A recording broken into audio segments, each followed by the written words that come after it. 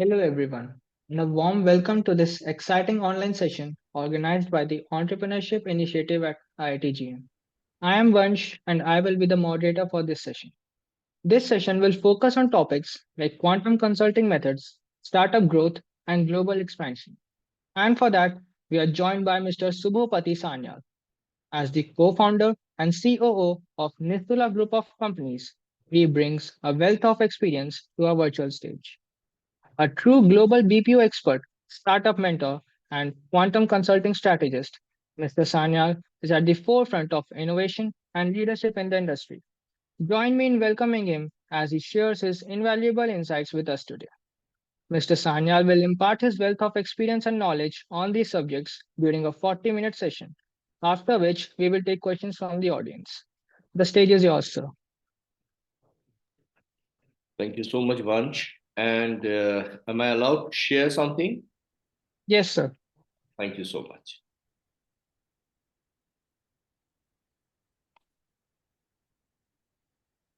Okay, can all of you see my screen? Yes, sir, it is visible. Clearly visible, right? Okay. Yes. Okay. Good evening, everyone. And thank you for having me. I wish to extend my heartfelt greetings to all of you. I personally am really excited. And by the way, am I audible clearly? Yes, sir, Like, you're audible. okay. So basically, I am absolutely thrilled to be a part of this session, especially when it's something called an entrepreneur initiative. And I wish to thank Instant Institute of Technology Gandhinagar and and their EII initiative for having me. Thanks to Rupak for reaching out to me and for giving me the opportunity to be part of this session. So basically, this is what I'm expecting out of the session.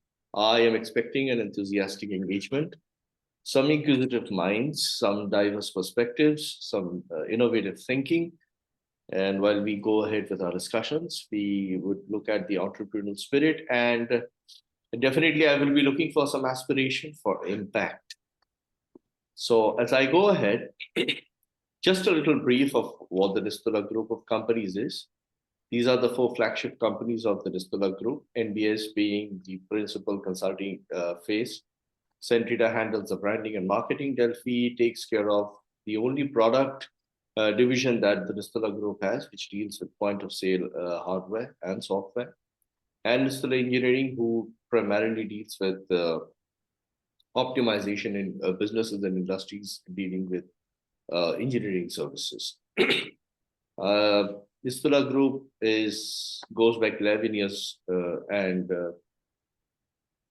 has achieved over 22 awards, and we have served over 150 clients across 18 countries. Having said that, personally about me, I am, as you had seen in the flyer, first thing that those of you who are with me on LinkedIn, you would notice that I am a Sahaji Yogi first, apart from whatever professional tags that carry my name. Sahaja Yoga is basically something which was propounded. It's a system of meditation which was propounded by Her Holiness Srimati Nirmala Devi. It's a simple process of meditation that helps awaken the subtle qualities and strengths inside human systems and enables us to increase our boundaries of achieving solutions and finding greater happiness in life. You can take note of the URL, sahajayoga.org. And it's a very simple process of meditation, very scientific system. It doesn't involve standing on one leg, going for fastings, the typical, the things that are associated with terms like meditation and yoga. It's very simple. I have been doing this for the last 26, 27 years now. The reason why I put in this slide is because what I am going to discuss is principally based on the principles of Sahaja Yoga. And of course, if you guys would be interested, it will take me 10 minutes odd. Once we have the session, I can always teach you guys, all of you, this very simple system of meditation, which you can do at your, own leisure time, whenever you feel like wake up in the morning, spend 5 minutes before going to sleep, spend 5 minutes. It'll do a world of difference, to your life. Now, I'll start off with the quantum consulting methodology. Now, when I talk about quantum consulting, now, you know, I wouldn't use the word mischief, but I would rather say that, when I termed our consulting methodology as quantum consulting, I did try, I will be very honest with you, I did try to brush a few hairs uh, on the wrong side. Because whenever you speak of, when you mention terms like quantum, because quantum has been associated with, very serious, deep studies, which involves vastness, which involves, huge results. It involves a huge amount of, scientific and technical serious expertise and stuff like that. So the question is, how does it come into play in the quantum concept? Now, before I go ahead, let me make something very clear that, the way we process, where we do our consulting at Nistula, it's it's different because as I, if I share a little bit of my journey, when I started back along with my wife, who's the CEO and founder of the Nistula Group, when we both started off, the first, because it was very clear, if we would consider ourselves a startup, basically what we are doing is we are coming in as consultants for the global business service domain because that is where we specialize, both of us. Now, when we started our company, it's a consulting startup has its own challenges. The knowledge, the expertise, the technologies that you have, that is not so much of a problem. Wherein the basic, the most important challenge is what different are you going to deliver to businesses who come to you with problems. And this came across in our pitch. Every time we pitched to a client, sorry, we used to face the same question. I mean, we can hire anybody. Why you? When it comes to products, you have an opportunity to share your USPs. You have an opportunity to share your niche. You have an opportunity to share, what the product might achieve. But when it comes to services, specifically something as simple as consulting services, there were a lot of questions. So it was very important for us to create an USP. And principally being a Sahaj Yogi, the principles that I have followed in my entire life, it propagated that there are very basic things that will form the purview of our consulting system. So if I go to the next slide, in one word, you will understand what basically quantum consulting is. Now, if you read what is there on the screen, it says, the synergistic summation of a binary pair culminates in the incontrovertible manifestation of four, aligning seamlessly with the principles of computational inevitability. Take 15-20 seconds to read what is on the screen. The synergistic summation of a binary pair culminates in the incontrovertible manifestation of four, aligning seamlessly with the principles of computational inevitability. Now, when I've said that, I'll go to the next slide. If you want to know what is quantum consulting, this is quantum consulting. The previous slide exactly had this. So what I personally found when I came into consulting, my entrepreneurial venture, as you might put it as, the first thing I was practically bombasted, which is verbal superiority. And that is exactly what you saw in the last slide. Guys, business, if I seriously go by what one of our CEO very interestingly says, that business is controlled by people and the characteristics of success are human. Now, if you go by that, so business is all about human. So when you look at a business, it's basically humans, human interaction, human manifestation, human actions, human desires, everything human that is going about there. And it's very simple. It's very simple. So what is the difference? What difference is this methodology? See, in a normal approach, if you see the next slide, you see, let's say the prison, we take business as a prison because business has a lot of horizontals and verticals, a lot of matrices, honeycombed into this entire concept, of business per se. So in a normal approach, we look at a business, we put an input, we study the business, we get an output. But with quantum approach, what we do is basically we go through the business, we understand the business, we simplify the needs, the problems, we subtract the uncontrollables, we focus on the controllables, we figure out what is the first step. If you guys have heard about Pareto, the 20-80, 20% of the solutions impact 80% of the problems. So we look at those 20% and then we create an output which gives a sustainable solution for the business. And that's basically what our principal aim with this type of consultancy is: sustainability. Anybody can achieve growth, anybody can achieve revenue. You just have to, do some permutations, combinations, play with technology, data, understand certain strategies, implement them, and then you get a result and you get growth, you get revenue.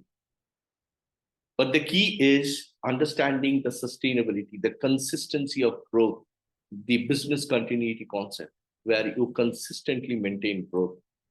So if I say, I'm not going to give you technological jargons and things like that. These are the 7 principles of quantum consulting methodology. It's simple: purity and wisdom.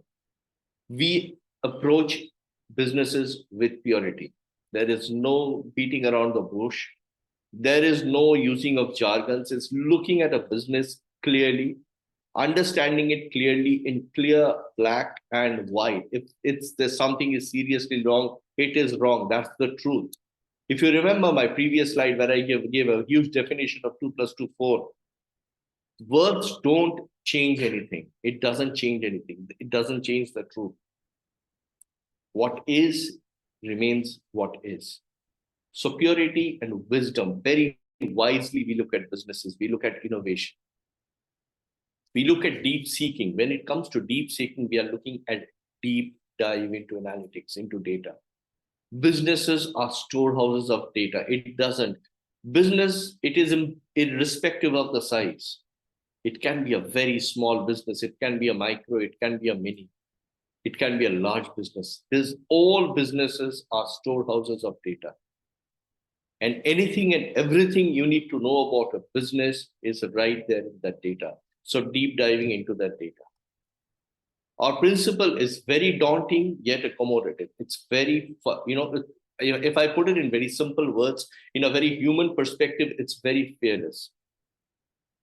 This methodology is very fearless. It doesn't bother about norms. It doesn't bother when we approach a business. We don't bother about norms and nuances and rules. Set rules that businesses have set in particular domains. It has to be a clear dive, and it has to be a clear dive. Yes, we do accommodate a lot of variables because otherwise consulting does not find its meaning. This methodology is very, very inclusive. We are extremely inclusive in our approach, yet we are very detached. I understand there are a lot of terms that I have used here per se, which none of you have probably heard anywhere being used in a business perspective. You probably have heard them being used in human perspectives, and that is probably the place where we where our success lies, the way we look at businesses. And then looking at everything from a rational, fresh perspective. Yes, we do put relevance to history, past data, what the business has projected for itself. Why did it project so? What was it thinking when it projected? It has certain projections, it has certain budgetary projections. Could be, its costs, its sales, its revenue, everything. There has to be a relevance to why they have done that. They just didn't, not five people sat together and just decided to do it. No, there has to be a perspective. We definitely give a lot of relevance to that perspective, but we look at it on a very rational level.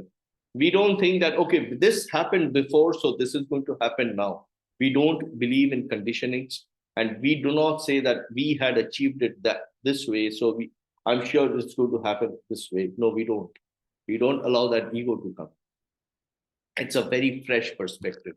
And of course, the seventh principle is sustainable. Anything and everything, the first principle that we look at is sustainability.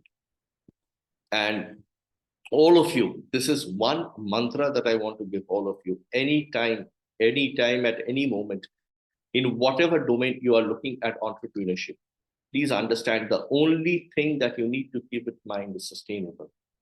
Moment you decide that you want to be an entrepreneur, be ready for disruption. It could be from competitors, it could be from companies, other startups from the same domain, it could be from large competitors who want to completely capture the market. It could be anywhere.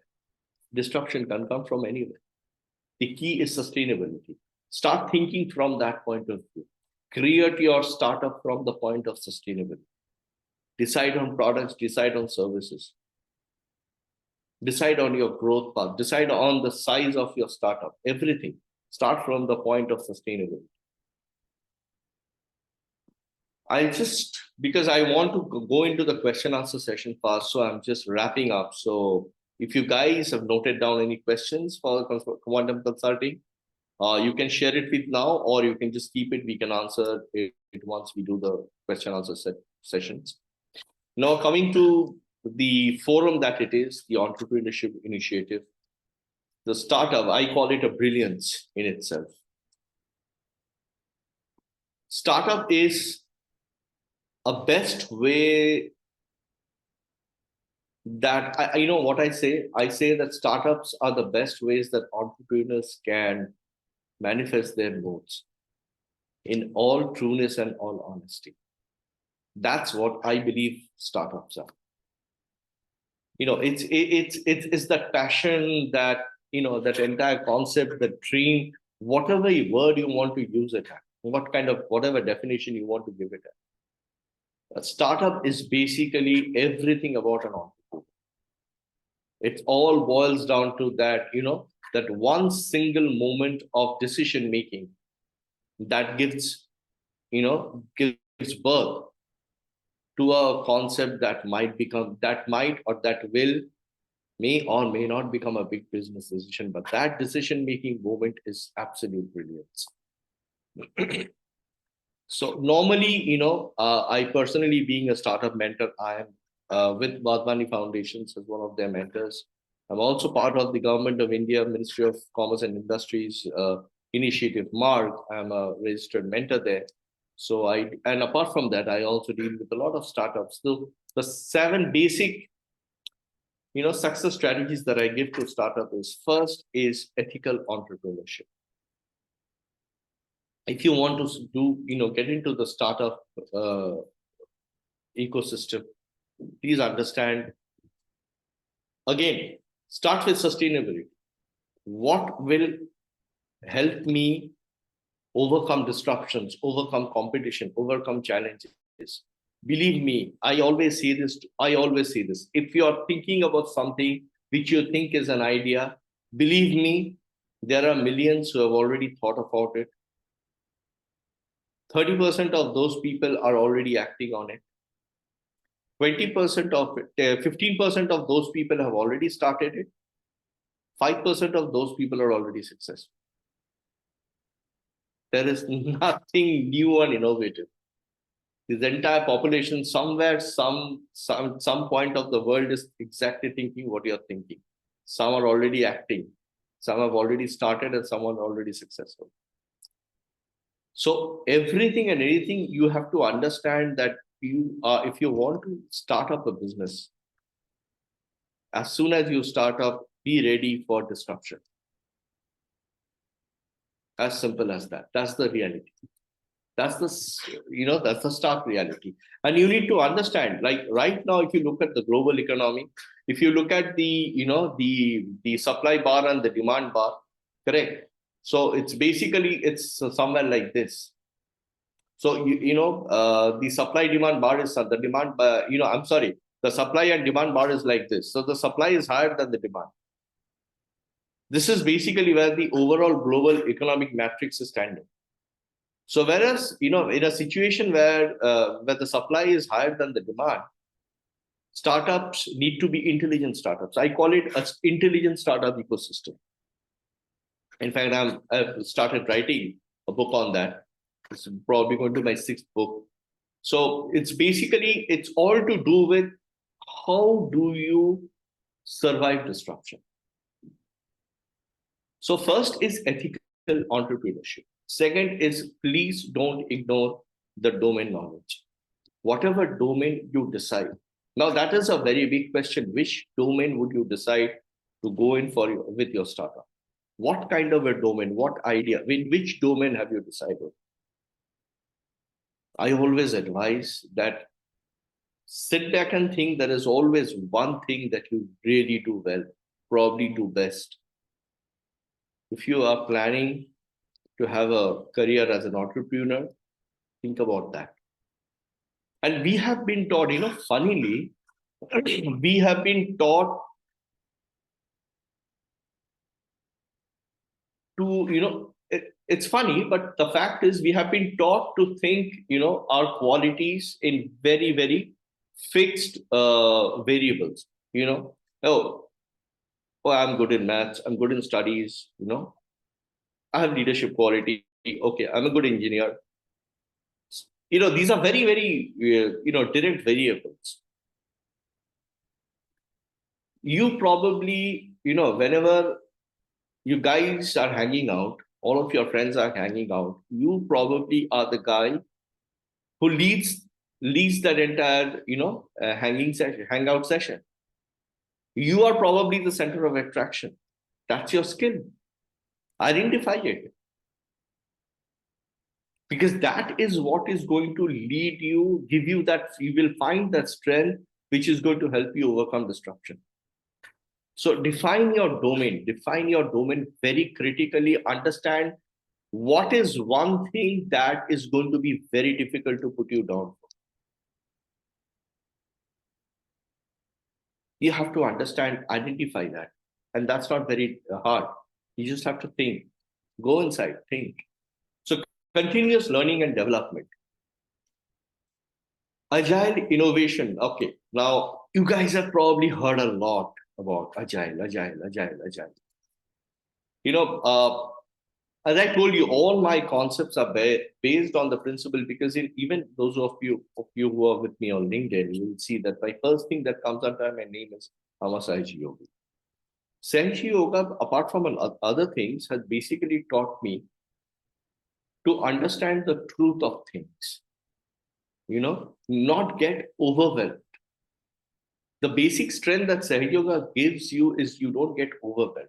Now, it's very easy to get overwhelmed because now in this era of technology and, with a lot of, large language modules coming, we were trained with databases. There are also intelligent models.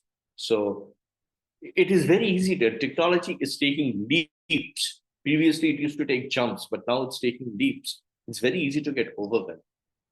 It gives me the strength not to get overwhelmed, to look straight into the eye of things and exactly understand the nature of it. Now, if I ask you a question, a lot of you, when in your school days, when you used to come home, your mom used to ask you, "Are you hungry?" And you said, "Yes, mom, of course, I am hungry." What would you like to have? You want to have rice or you want to have roti? Or, the other options. You say, for example, let's take for this case study, you say, "I want to have roti." So what would you like to have with roti? You want to have aloo ki sabji or etc. etc. etc. So you say these are the available things. So which one would you like to have? You would say it. And say if you had rice, then your mom would say, if you are having rice, then I'll put a little more gravy. If you're having roti, I'll put less gravy. So at every point of time before that food, because you're hungry, that was your imperative demand.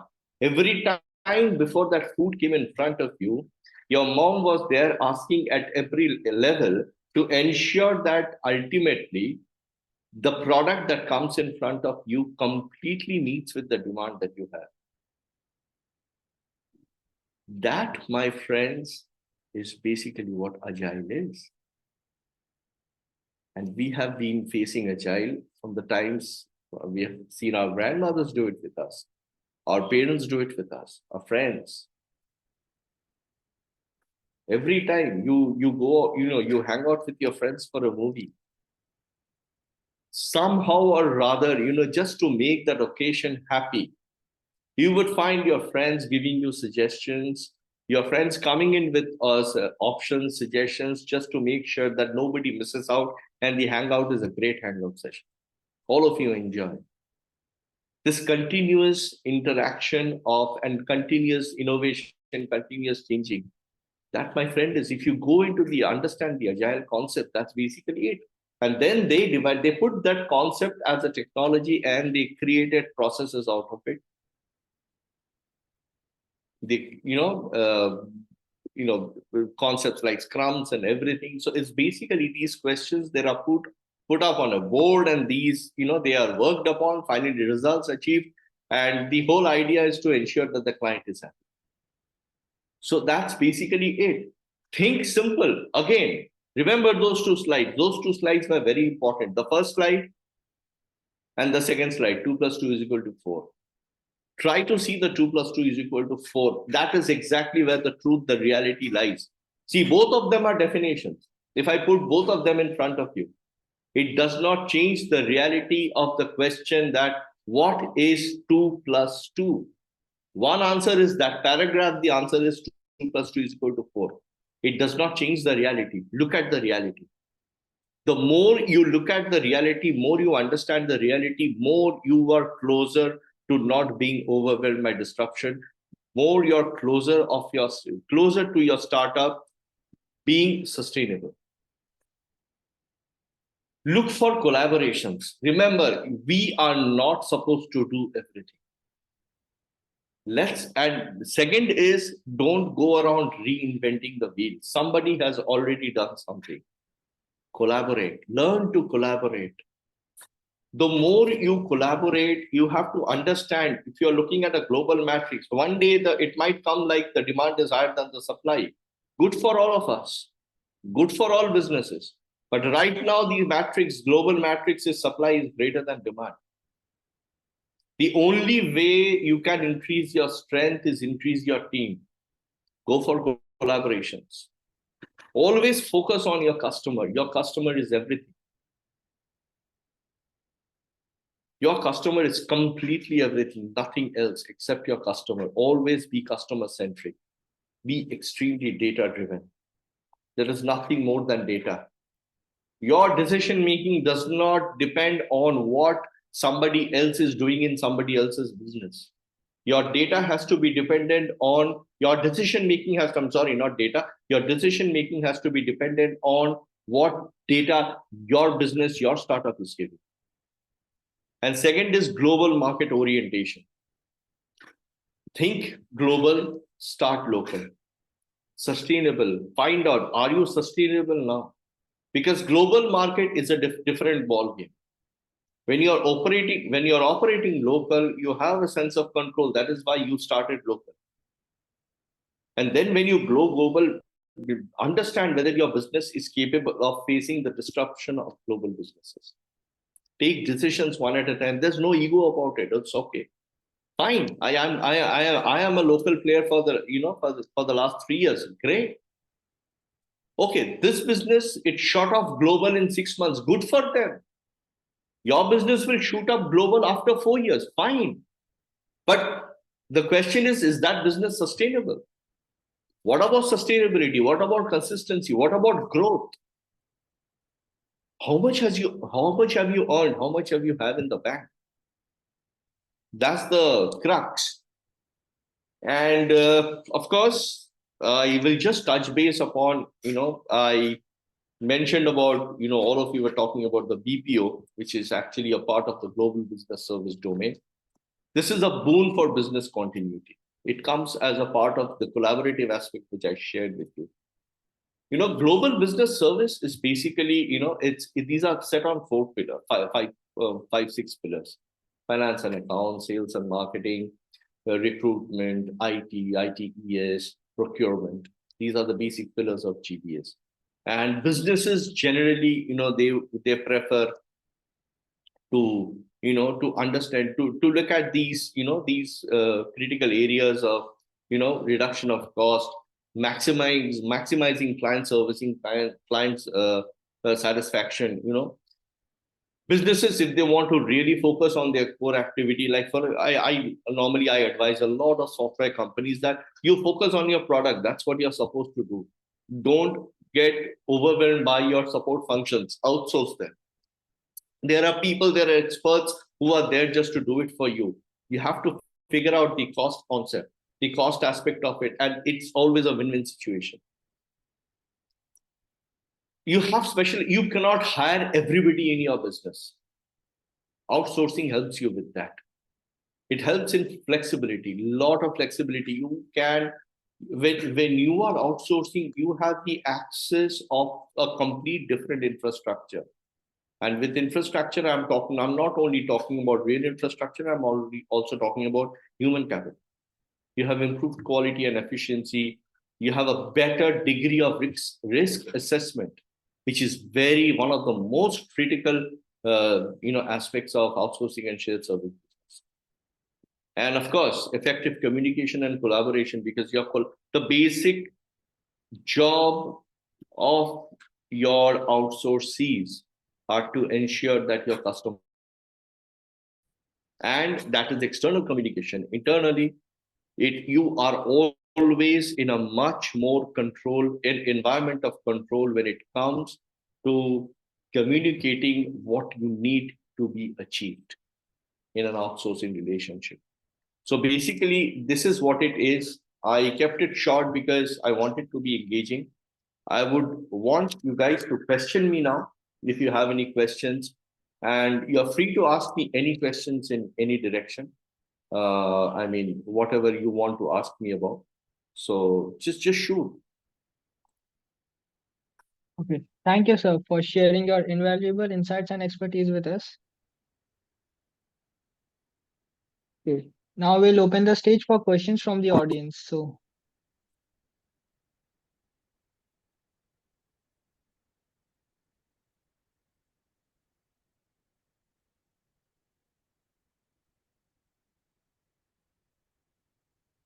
okay, sir. So we have some questions written down from before the session. So, sir, the Mhm. first one is, what specific go-to-market strategies do you recommend for startups looking to not only grow but establish a foundation for sustained success? Great. Very good question. Yes. See, GTM is one of the principal aspects of any startup, and this is one of the first steps one has to look at when you're looking at strategies that would overcome disruptions for your business. Now, the first step of a good go-to-market strategy is first understand what are you offering. And the next question is, why are you offering that? These are the basic two areas that you need to very, very clearly define. What are you offering and why are you offering? Once you have defined that, third is the imperative question that comes is to whom you would want to offer. First, now when you come to that question, first thing that you need to do is you need to prioritize your market. Very clearly prioritize your market. Look, first you need to understand, okay, I'm going local. Now depends on your product. See, if you are right at the outset, you're catering to a global audience. I'll come to that later, the second part of my answer. But say for example, first you're going local. So first you need to first define the market. Very Again, 2 plus 2, 4. Truthfully define the market. What is the market? Who are the players? Out of them, who are you going to disrupt, and who are not going to allow you to disrupt? Very, very clearly understand this. First, you have to define the market very, very clearly. It's very essential. Whatever market you are catering to, please get enough data about the market. And believe me when I say this, I am not joking, and this is not just a phase. You will never get enough data about the market, no matter how you do. So keep this in mind. Whatever you have, it's never enough. There is always something there that you don't know. So remember this always. And so naturally, what you need to do is you have to very critically define the market and tick all those points. Who are your customers? Moment you identified your customer space, like in one of my books, The Glance of the Dollar Fairy is customers. The fairies the dollar fairies from whom we earn dollars. So that is where I had clearly mentioned that whenever we look at customers or clients, we directly look at consumers who we can approach. Please understand, when you define the market, look at observers. The market is, consumers is who are committed, whatever product or service that you're offering. A consumer is a potential customer, is somebody who has already committed to using that. So then only at that point of time, he or she would fall into that category of being a potential customer. Now, out of that, there are also people who are contemplating of adopting that particular product or services. These people are observers. And this is a very, very critical segment of the market. You need to be very, very, attentive about this market, because this is where your conversion lies. Because here is an opportunity where you have the option to influence. This is the option where, this is where you have the option to influence. Rest, they are committed. And whenever somebody is committed, understand something, whenever you start talking, I know everything about it. A purchaser will always know everything about everything. Even when you purchase something, you know everything about everything. That's the basic purchasing psychology. But we are talking about observers who are contemplating of, that is, in other words, creating your potential customer base, identifying people who have the tendency of committing to your product or service. That is one. Second is of course, the potential customers who you can replace, who you can displace. There is something called replacement. There is something called displacement. We always think that, when we are selling a product, if somebody takes my product, I have replaced the other product owner. Sometimes it can be displacement, and displacement basically comes after replacement, depending on how you deal with your customer. So replacement and displace. Also, if your product, now sometimes the customer may not wait for experience to displace its existing product owner with you, provided your product has a definition of giving a solution which overruns what the expectation of your customer. So these are certain areas. Note it down, guys. These are very, very important, and these are practical aspects. I have seen companies, change their entire dynamics of GTM strategy making and strategy formulation by looking at these finer points. Coming to the global market, the second part. Global market is a very, very sensitive market. Understand something, when you are going global, you are also entering a global culture. We think that it's all about our product. Believe me, the way I am talking to you now is acceptable to you because that is how we have spoken since our birth. An American or an European or an Oceanian may not, or a Southeast Asian may not accept this way. We have an office in Philippines. So sometimes first time when I started interacting with people in Philippines, I realized that yes does not have any meaning, because they will not say what they mean, because they don't want to hurt you, so they will not say something which might spoil the mood of the conversation, but they will never come back. For us, nahi chahiye, nahi chahiye, haan chahiye, nahi chahiye. We are very clear about it. So for global market, any GTM strategy that you do, first you have to understand that you are entering a new culture. You have to understand how your product or your service is looked upon. First, you have to train yourself to that. Second is, again, you have to follow the same things. Who are the observers? Who are the potential customers? Who are you replacing? Who are you displacing? Collaboration is one of the main keys for global markets. Remember this. It's always very, very good to collaborate, because your strength lies in global markets, your strength lies in collaboration. If you have a strong player there, or if you have a strong stakeholder there, it's always better to collaborate. Sorry, it's always better to collaborate. That's it. I mean, if you want further clarification, let me know. Yes, sir. Okay, so we have another question from Man Kumar Jain, sir. Sir, he asks how to check the feasibility of an idea, whether people are looking for such a solution or not. Okay. I will not go into the, why have you created this idea and stuff like that. Say you have created an idea. The first thing what you do is find out who, what are the products and services that have their idea in it, how they are doing. I mean, to what extent they have gone. Okay, let's see, for example, let's take an example. Uh, okay, let's take the in thing, large language models.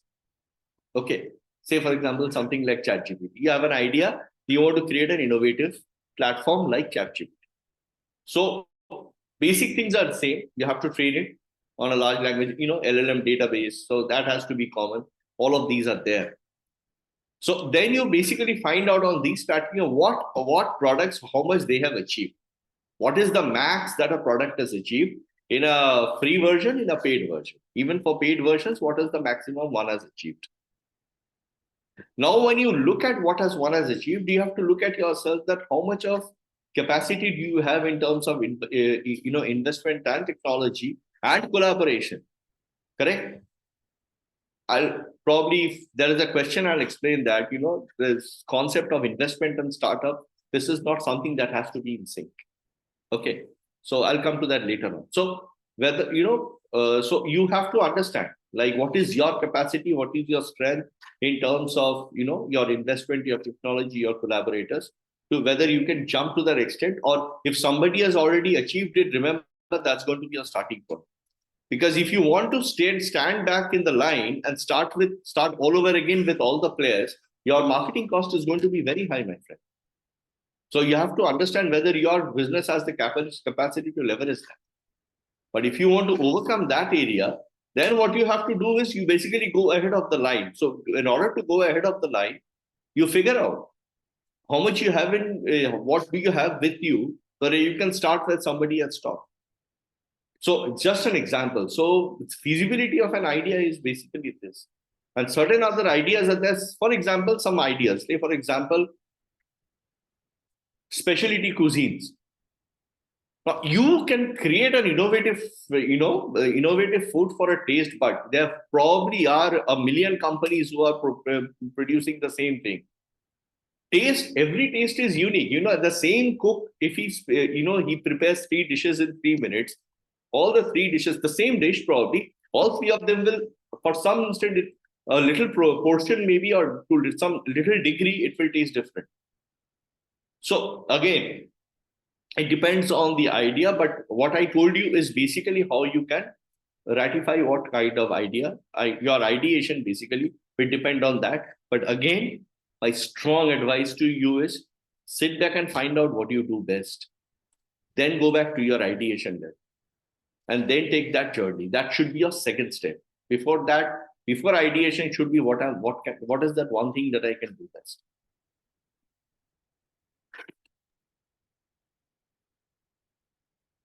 So I have a question.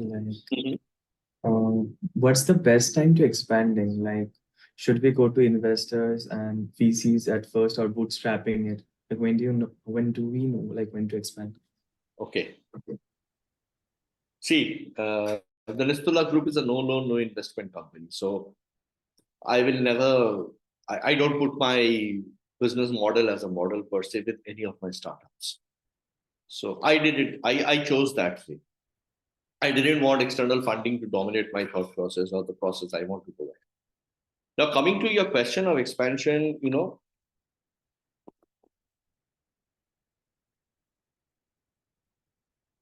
see, first look at your product. How convinced are you about your product? And how convinced are your customers? And if you say, you asked me what is the best time or what is the best time? Can you repeat the question once more? Like, when should we know? Like, should we go to VCs, or should we I go mean, for the I mean, bootstrapping yeah, what is your question? Like, you want to go to VCs for what? You mean, in for terms of, investment to expand my oh, you're startup? expanding your business. Okay. See, when you want to expand your business, first look at your own matrix, your financial matrix, where you are. I mean, the state of your product, how well it is developed. Okay. Second is, what is your, you have to understand your GMV, because your GMV will indicate the validity of your product with your customers, the gross mercantile value, and how much have you sold. Next is, you need to understand how much have you earned, how much do you have in the bank. So it will give you a very clear understanding of the system that your business is going through. So that system will basically actually tell you when you have to expand. A good product, when I say a good product, a product that is reasonably solving problems of your customers and your, it depends on the product again, and if it's a long term, whether it's a short term product, or there are a lot of variables. Like, if it's a regular purchase product, how many return customers are there, these questions come.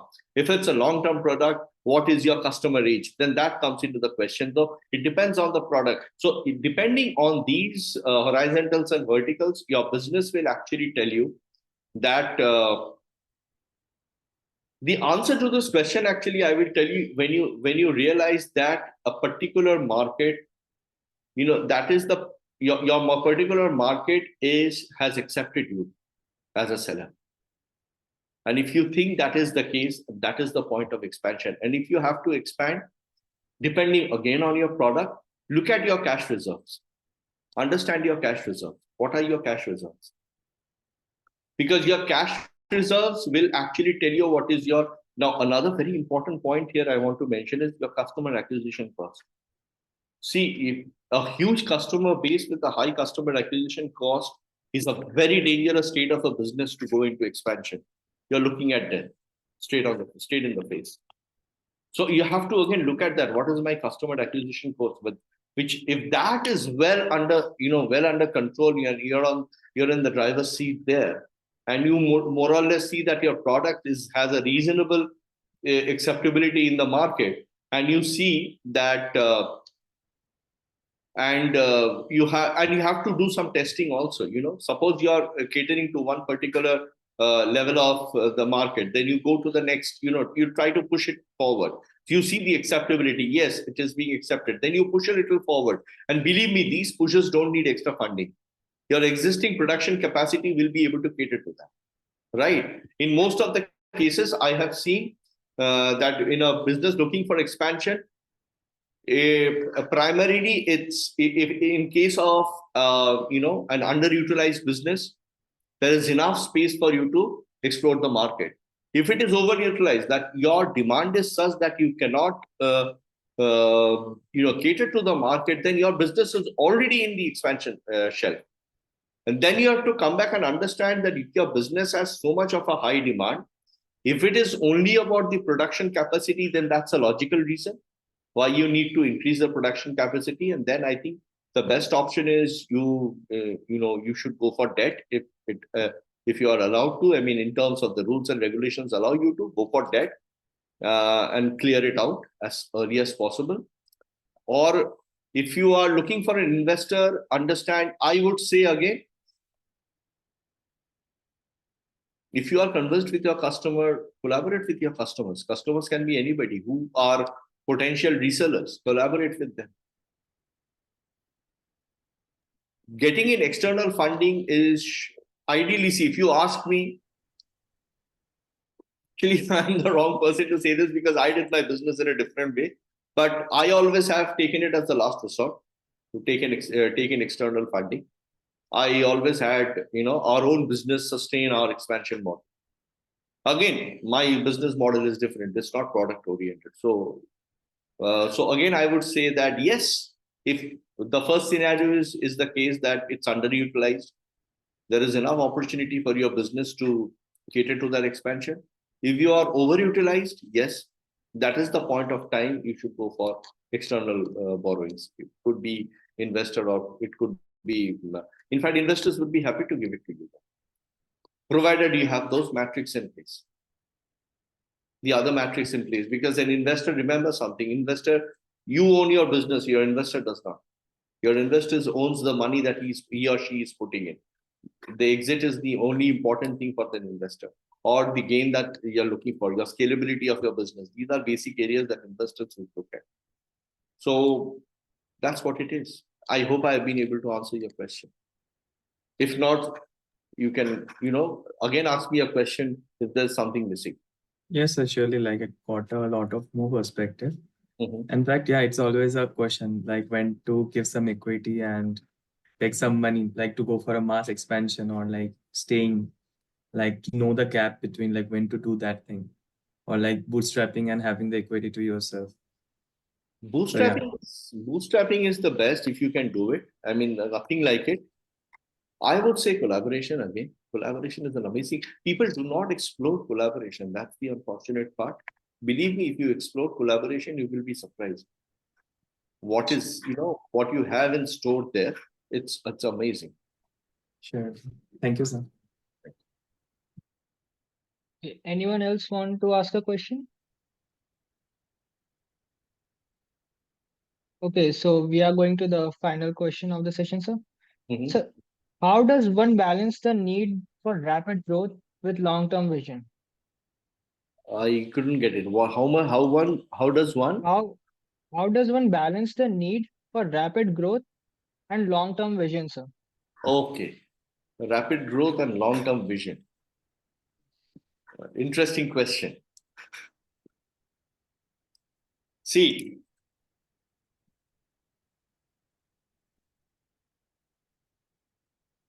your business, whenever you start a business, your business is always based on a vision, which is defining the process in which your business is operating. Correct? So, what is your, first you have to question what is your vision. So your vision is probably, to be a leader in a particular market, or to be the single stop solution for these kind of customers, or to be the go-to company for these kind of customers. There has to be a vision, right? Or whatever the vision is. So ultimately, normally visions are to be sorry to be market leaders in certain areas in your line, or in your domain, or in your line of business. But when the vision is set, when you start a business, when you start operating, you are operating depending on the dynamics of your business and the dynamics of the market. Correct? Okay. So when you operate on the dynamics of your business, so your dynamics of your business is dependent on the dynamics of the market, because if your market, the way your market guides you, that's how your business tailors itself to go in with the market. And again, with the strategies, as I always keep on saying, the concept of sustainability, how you will make sure that nobody is disrupting what you're doing. So first is, before rapid growth, find out whether you have well covered disruption and you have a long-term strategy to take care of that, first. Second, is your infrastructure capable of supporting that particular growth? Second.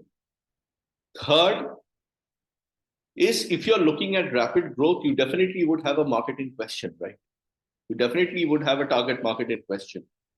Understand what the demand of that target market is, because that, again, your business is going to start participating in that particular target market dynamics.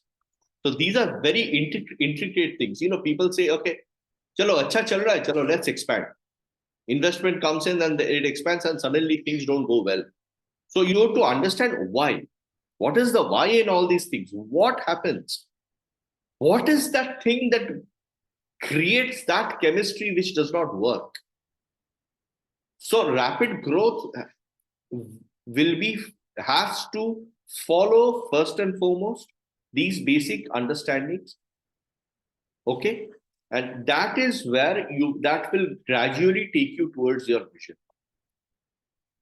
because your vision is a holistic view of your business. That's an entrepreneur's vision. Always remember, the business is all about humans. Treat your business as a human being. Basically, that vision is your vision. And you are into an operation which is completely dependent on the system on which you are operating and the market with which you are operating. Correct? So the the growth, the speed and the growth and everything that depends on that dynamic of your internal dynamics of your business process and the dynamics of your relationship with the market. So you have to study that dynamic very, very well to understand at what stage you have to grow and at what stage you need to, when you need to stop, at what stage you need to put the brakes, or what stage you need to change the gears and everything. Thank you, sir.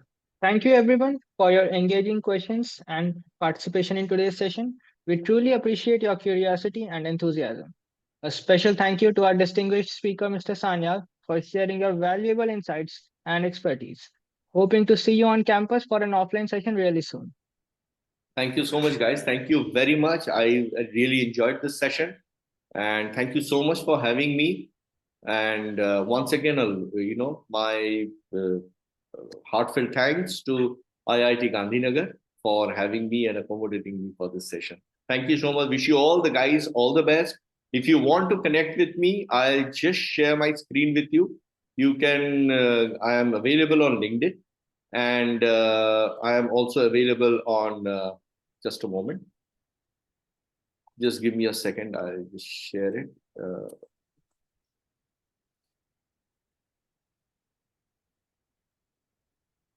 So, okay, I hope you can see my screen, guys. Yes, sir. So, yeah. So that's my LinkedIn profile. You can always email me whenever. I am very prompt with emails. Only in case I'm traveling. That is the only point. There might be a lag in me responding. And remember, guys, my day starts at 4:30 in the morning and it ends at 10 o'clock in the night. So if you're sending me a message at 12, remember, you'll get the reply next day 4:30 in the morning. So this is where you can reach out to me. And thank you again so much. I really, really appreciate all of you in having me there. And I wish you all the best. I want all of you to tread the entrepreneur path. And believe me, it's a brilliant concept. The concept of entrepreneurship is brilliant. Wish you all the best. God bless you all of you. Thank you so much. Thank you, sir. Thanks again.